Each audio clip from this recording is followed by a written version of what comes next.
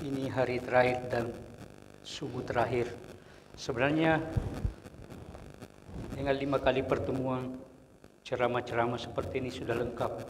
Jadi kami hanya mengulang-ulang bermusyawarah yang telah Bapak ketahui. Jadi mengulang-ulang agar kita bisa amalkan. Bismillahirrahmanirrahim. Assalamualaikum warahmatullahi wabarakatuh. Alhamdulillahillazi ahyana ba'da matana wa ilaihin nusur. Segala puji milik Allah Subhanahu wa taala yang telah membangunkan kita setelah mematikan kita, dan kepadanya lah kita akan kembali. Dan kepadanya lah kita akan kembali. Alhamdulillah, segala puji hanya milik Allah Subhanahu wa taala. Bersyukur kita kepada Allah Subhanahu wa taala karena Allah Subhanahu wa taala senantiasa memberikan kita nikmat hidup, nikmat sehat, dan tentunya yang ada di sini adalah nikmat iman.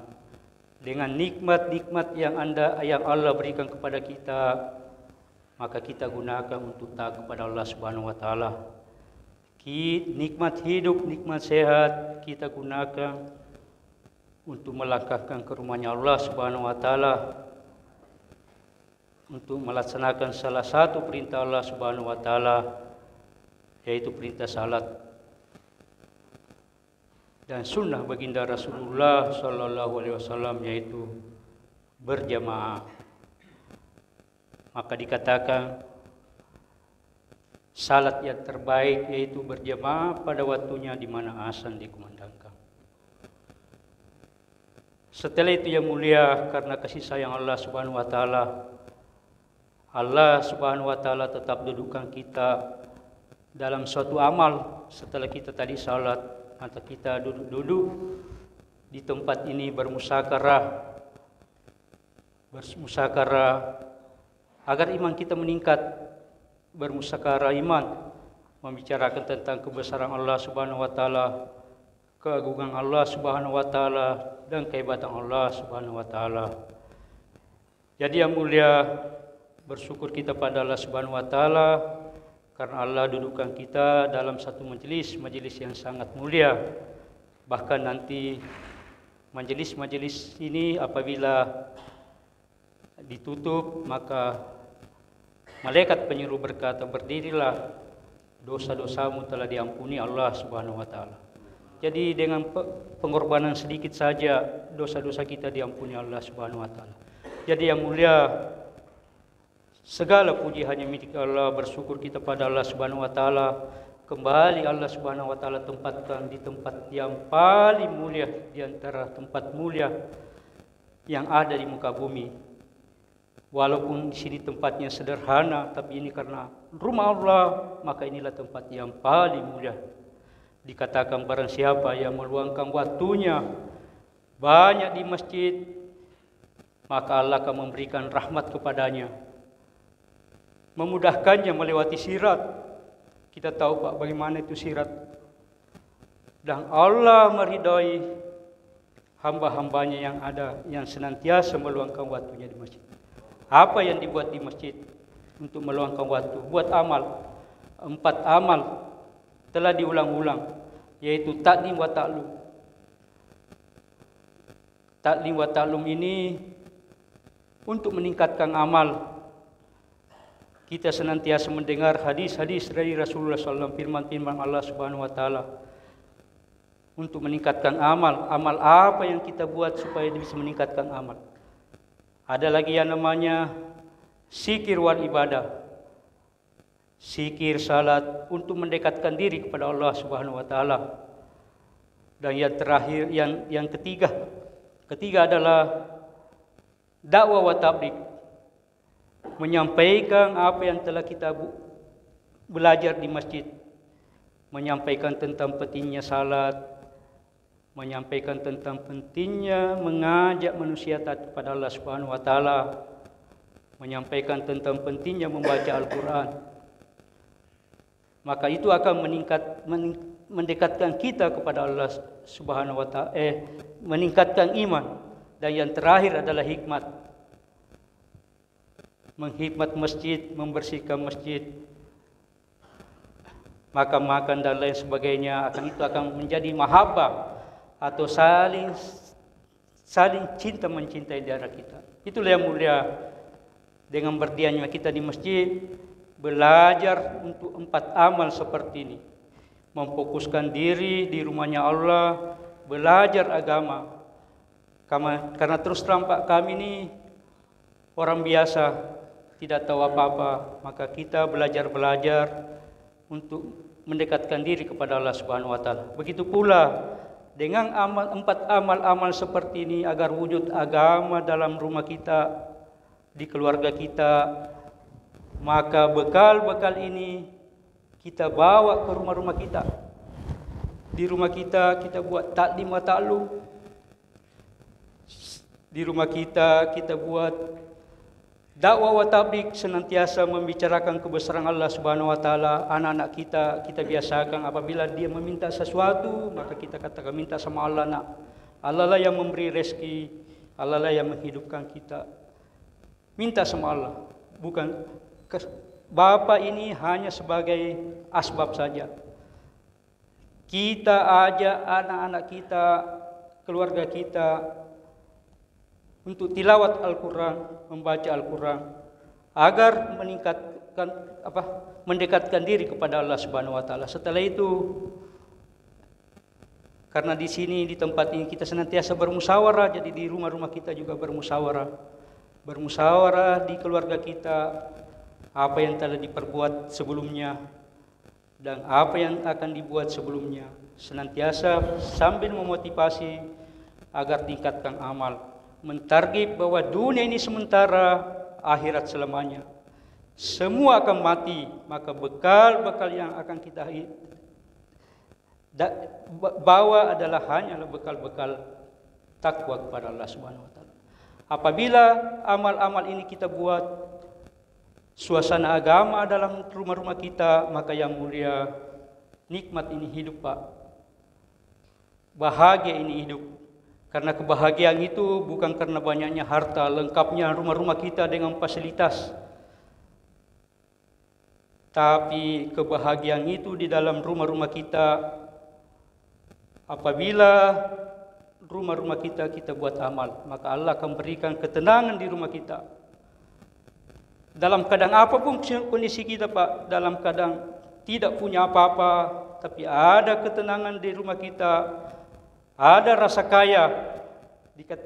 Dengan itu senantiasa bermusyawarah, tanamkan kepada anak-anak, barang siapa yang senantiasa membaca Al-Waqiah setiap malam, maka Allah akan mencabut kefakirannya dan memberikan rasa kaya dalam dirinya. Jadi sederhana ini Pak, hari ini kita senantiasa menghabiskan waktu-waktu kita untuk mencari kebahagiaan di luar agama, maka akan tidak dapat. Sama dengan kalau kita mencari api di tengah lautan atau menggarami lautan, tidak akan dapat Pak. Sederhana Pak. Inilah yang harus kita perbaiki. Jadi yang mulia, bersyukur kita pada Allah Subhanahu wa Ta'ala. Allah Subhanahu wa Ta'ala berfirman dalam hadis kursi. Allah Tabaraka wa Ta'ala berfirman, wahai hamba-hambaku, kalian semua sesat, kecuali yang aku jaga. Maka mintalah hidayah kepadaku, maka aku akan beri hidayah kepadamu. Kalian semua berdosa, kecuali yang aku jaga. Maka mintalah ampun kepadaku, maka aku akan ampuni. Sekiranya engkau meyakini bahwa akulah yang maha pengampun, dan engkau meminta ampun kepadaku, maka aku akan ampuni dosa-dosamu walaupun sebanyak buih di lautan. Kalian semua miskin, kecuali yang aku beri rezeki. Maka mintalah rezeki kepadaku, maka aku akan beri rezeki. Kalau saja orang yang pertama di antara kalian dan orang yang terakhir, benda basah dan benda mati. Benda basah ini diibaratkan segala tumbuh-tumbuhan. Benda kering ini pasir, batu dan lain sebagainya. Kalau saja orang yang pertama dan orang yang terakhir, sampai dengan orang yang terakhir di antara kalian, benda basah, benda kering, semuanya hatinya bertakwa kepada aku, maka tidak akan menambah kerajaanku, kecuali hanya sehelai sayap nyamuk. Sebaliknya, kalau saja orang yang pertama dan orang yang terakhir, benda basah dan benda kering, semua hatinya lalai, celaka, maka tidak akan mengurangi kerajaanku, kecuali hanya sehelai nyamuk, sayap nyamuk.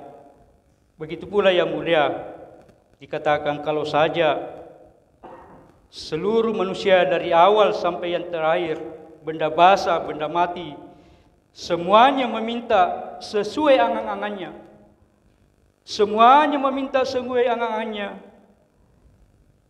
Itu mudah bagiku. Hanyalah seperti seseorang yang berjalan di tepi laut, mencelupkan tangannya, lalu mengangkat. Karena anugerahku, karena akulah yang maha pemurah dan maha mulia. Jadi itulah yang mulia diulang-ulang. Bahkan Allah katakan, anugerahku cukup, aku katakan, kum, maka jadilah sesuatu itu. Inilah yang harus diulang-ulang, membicarakan kebesaran Allah Subhanahu wa taala, keesaan Allah Subhanahu wa taala, kehebatan Allah Subhanahu wa taala, agar yang mulia kita mengenal Allah, mayatullah. Dengan mengenal Allah, kita menjadi, hati kita menjadi enak, tenang. Jadi yang mulia, Allah lah Subhanahu wa taala yang menciptakan 7 lapis langit. Allah yang menciptakan 7 lapis langit. Tidak ada yang tidak seimbang. Pandanglah langit, tidak ada yang cacat. Pandanglah sekali lagi, maka matamu akan capek melihatnya. Jadi yang mulia, inilah yang harus kita ulang-ulang. Sifat-sifat Allah Subhanahu wa taala. Allah lah yang menghidupkan kita. Allah Khalik, Allah yang menghidupkan kita. Allah lah yang menghidupkan seluruh makhluk, 18.000 makhluk Allah hidupkan. Allah Rasik. Allah lah yang memberi rezeki. Allah lah yang memberi rezeki seluruh manusia, seluruh makhluk. Allah Khalik, Allah Malik, Allah Rasik. Apabila ini diulang-ulang dan masuk dalam hati kita, maka akan timbul sifat ganah, senantiasa menerima apa yang telah ditakdirkan Allah Subhanahu wa taala. Allah takdirkan kita orang biasa-biasa saja, ya ini sudah takdir saya. Menerima apa yang telah ditakdirkan Allah. Begitu pula Allah yang maha melihat, Allah lah yang maha melihat, Allah yang maha mengetahui, Allah mengetahui seluruh hati-hati manusia. Allah yang maha mengetahui, Allah yang maha melihat. Apalagi ya? Dan apabila ini kita ulang-ulang, maka akan menimbulkan sifat takwa. Jadi inilah yang mulia, bagaimana senantiasa apabila pikir-pikir ini, kebesaran Allah, kehebatan Allah semua, kita pikir-pikir, maka akan menimbulkan mahabbah, cinta kepada Allah Subhanahu wa taala. Dengan cinta kepada Allah Subhanahu wa taala, maka yang mulia, mudah kita melaksanakan perintah-perintah Allah Subhanahu wa taala. Inilah yang selalu kita ulang-ulang. Bahkan dikatakan berpikir sesaat tentang kehebatan kebesaran Allah lebih baik daripada ibadah 60-70 tahun. Allah. Jamaah subuh yang dimuliakan Allah Subhanahu wa taala, bersyukur kepada Allah Subhanahu wa taala atas segala karunia yang telah Allah berikan kepada kita. Tadi dengan kecintaan kita kepada Allah Subhanahu wa taala,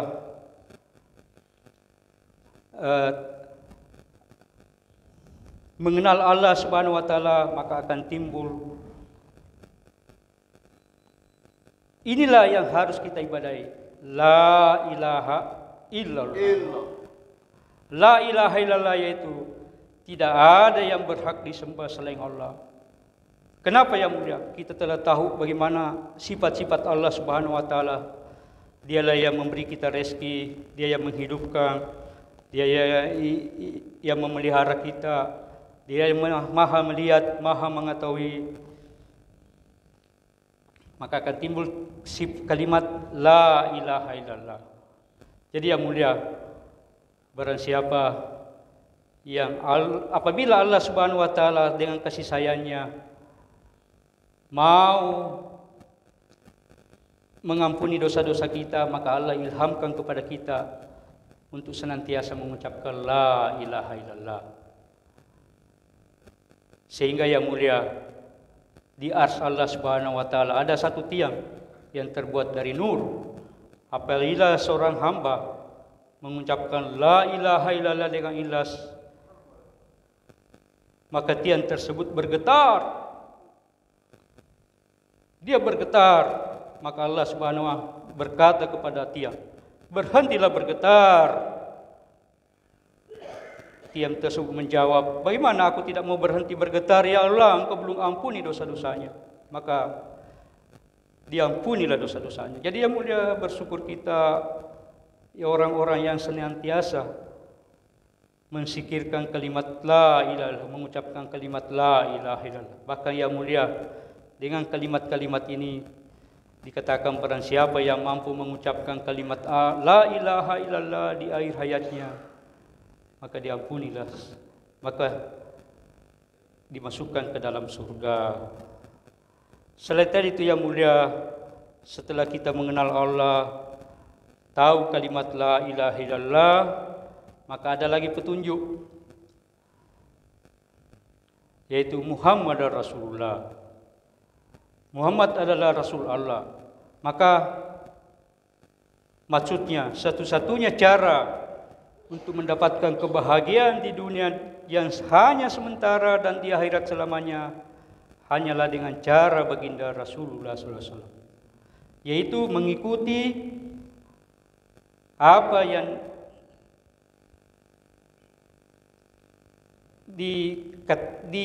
yang dibuat Rasulullah SAW, sehingga dikatakan tidak sempurna iman di antara kamu sehingga segala keinginannya mengikuti ajaran yang aku bawa. Jadi inilah petunjuk setelah kita mengenal Allah dengan la ilaha illallah, agar la ilaha illallah yang terpelihara, maka kita mengikuti baginda Rasulullah SAW. Sehingga dikatakan, "Qul in kuntum tuhibbunallaha fattabi'uni yuhibbukumullahu wa yaghfir lakum dzunubakum." Katakanlah hai Muhammad, apabila engkau mencintai aku, mencintai Allah, maka ikutilah aku. Niscaya aku akan mengampuni dosa-dosa. Inilah yang mulia yang senantiasa kita buat. Jadi yang mulia, di dalam diri manusia ini ada segumpal daging, yaitu hati. Apabila ini bagus, maka baguslah seluruh perbuatan-perbuatan kita. Sehingga dikatakan tidak lurus iman seorang hamba apabila tidak lurus hatinya, dan tidak lurus hati seorang hamba, tidak lurus seseorang apabila tidak lurus lisannya. Sehingga Rasulullah katakan untuk mau selamat pelihara dua, jaga dua, yaitu lisan dengan di bawah perut. Jamaah subuh yang dimuliakan Allah Subhanahu wa taala, maka yang mulia, bahkan di pagi hari apabila seseorang bangun pagi, maka seluruh anggota tubuh kita akan berharap kepada lisan. Luruslah engkau, apabila engkau lurus maka kami pun akan lurus. Apabila kamu bengkok maka celakalah kami. Inilah yang mulia, dengan senantiasa kita bermusyakara seperti ini agar hati-hati kita bagus. Bagaimana kita menjadi orang beriman. Maka Allah katakan, barang siapa yang memakmurkan masjid-masjid Allah dan percaya dengan hari akhir, sesungguhnya orang-orang yang beriman, yaitu orang-orang yang senantiasa memakmurkan masjid-masjid Allah dan percaya di hari akhir. Begitu pula apabila laki-laki yang senantiasa bolak-balik ke masjid, maka bersaksilah itu orang beriman. Jadi sederhana Pak, untuk mau selamat di dunia dan di akhirat dengan takwa, sifat gana dan beriman. Itu aja Pak. Dengan beriman, orang-orang yang beriman Allah akan lindungi. Orang-orang yang beriman Allah akan membela orang-orang beriman. Sederhana saja. Bahkan dikatakan, barang siapa yang bertakwa kepada Allah Subhanahu wa taala, maka Allah akan mencukupkan. Barang siapa yang bertakwa kepada Allah Subhanahu wa taala, Allah akan memberikan rezeki yang tidak disangka-sangka. Barang siapa yang bertakwa kepada Allah Subhanahu wa taala, Allah akan mengampuni dosa-dosanya. Barang siapa yang bertakwa kepada Allah Subhanahu wa taala, Allah akan mempermudah urusannya. Barang siapa yang bertawakal kepada Allah Subhanahu wa taala, maka Allah akan mencukupkan keperluannya pada hari itu. Jadi yang mulia, bermusyakara seperti ini agar hati-hati kita tawajjuh kepada Allah Subhanahu wa taala. Apa yang dikehendaki Allah, itu dulu yang kita kerja. Hari ini kita lebih percaya asbab daripada Allah Subhanahu wa taala. Semuanya Pak, lebih percaya asbab daripada Allah Subhanahu wa taala. Menghabiskan, padahal kita berbuat dulu sesuai kehendak Allah Subhanahu wa taala, baru mencari asbab. Karena rezeki itu yang membagi adalah Allah Subhanahu wa taala. Setelah ini Pak, setelah kita melaksanakan salat, maka kita harus juga agar iman kita meningkat, maka kita dakwakan. Dakwakan pentingnya salat, dakwakan pentingnya tilawat Quran. Jemaah subuh yang dimuliakan Allah Subhanahu wa taala,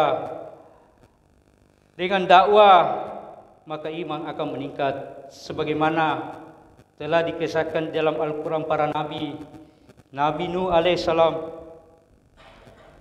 istiqamah berdakwah selama siang malam selama 950 tahun, maka hanya 83 orang yang mengikut padanya.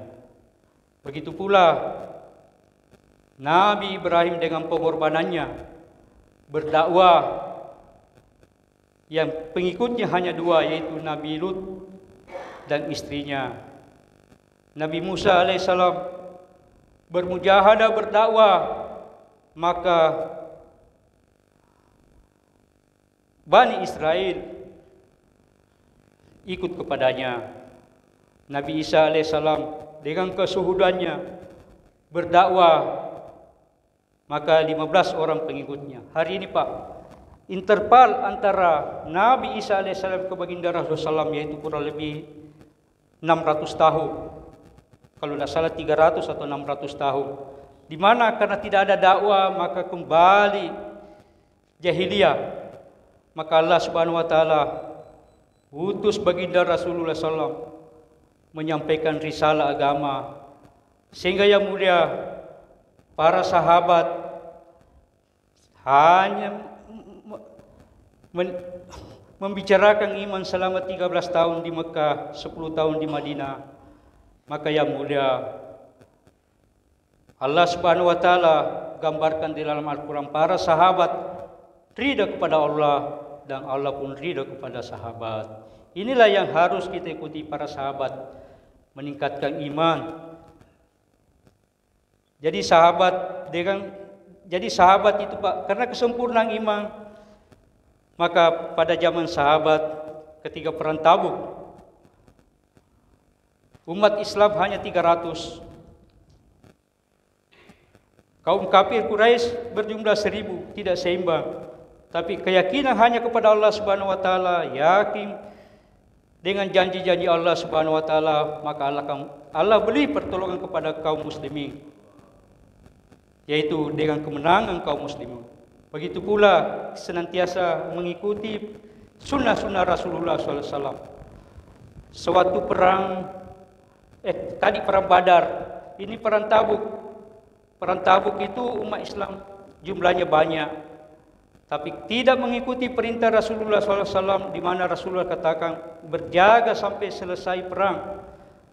Tapi ada yang pindah dari tempatnya, tempat berjaganya, maka umat Islam dikala pada saat itu.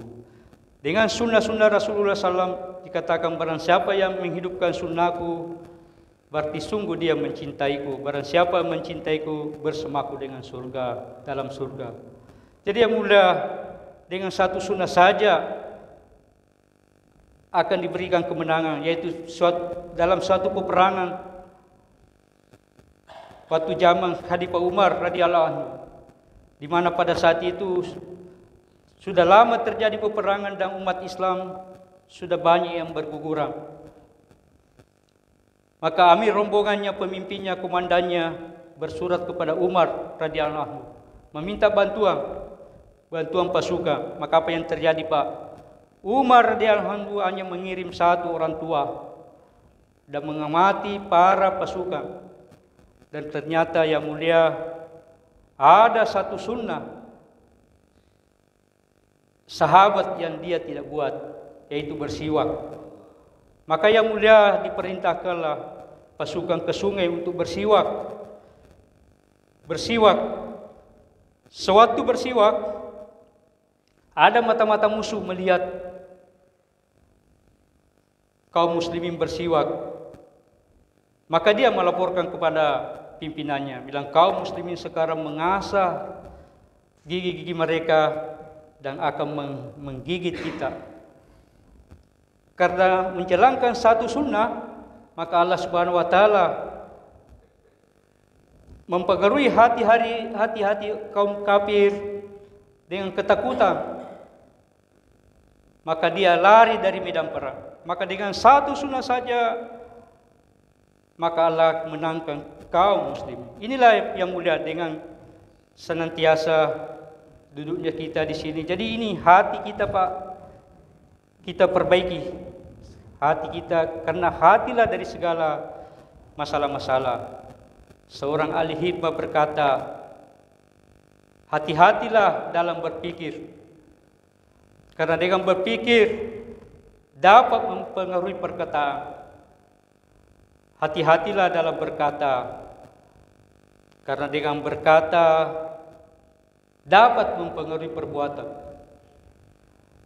Dengan perbuatan akan menjadi kebiasaan-kebiasaan. Dan dengan kebiasaan-kebiasaan akan menjadi sifat. Kebiasaan kita menjadi sifat. Apa yang timbul di pikiran kita, di perkataan kita, kebiasaan-kebiasaan kita akan menjadi sifat. Kalau sifat kita bagus, maka sifat kita akan bagus. Kebiasaan-kebiasaan kita bagus, maka sifat kita akan bagus. Kalau tidak, maka sifat-sifat kita akan buruk. Dan sifat inilah yang dinilai Allah dan manusia. Sifatnya kurang bagus. Inilah jadi yang pertama kali jadi agama itu, iman itu yang harus diperbaiki mulai dari lisan, meyakinkan dengan hati, dan melaksanakan dengan perbuatan. Inilah yang harus senantiasa kita perbaiki agar iman kita meningkat, agar kita mampu melaksanakan perintah-perintah Allah Subhanahu wa taala. Jamaah subuh yang dimuliakan Allah Subhanahu wa taala, yang mulia, hari ini hari terakhir dan insyaallah pagi ini kita akan pindah ke masjid ke arah Patalasang.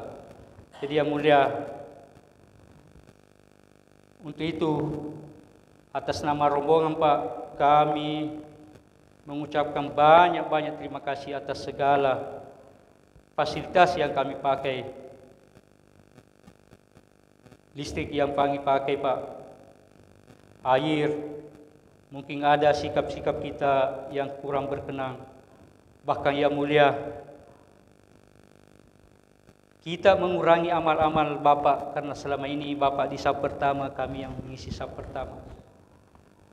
Untuk itu yang mulia, kami hanya mampu berdoa kepada Allah Subhanahu wa taala agar orang-orang di kampung ini, di masjid ini semuanya diberi hidayah pada Allah Subhanahu wa taala dan dimasukkan ke dalam surganya Allah Subhanahu wa taala.